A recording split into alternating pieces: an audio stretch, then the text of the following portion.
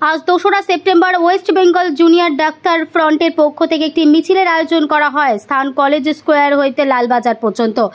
আজকের এই লালবাজার অভিযানের মূল দাবি হল অভয়ার ধর্ষণ খুনের প্রমাণ লোপাটকে পুলিশের সক্রিয় ভূমিকা এবং ১৪ই আগস্ট রাতে পুলিশের নিষ্ক্রিয়তার ফলে আরজিকরে পরিকল্পিত গুন্ডা আক্রমণের সফল হওয়ার পেছনে কলকাতা পুলিশ জড়িত।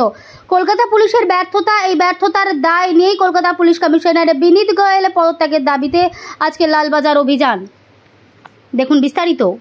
ব্যুরো রিপোর্ট, চ্যানেল 24 নাও, সত্য কথা সবার আগে।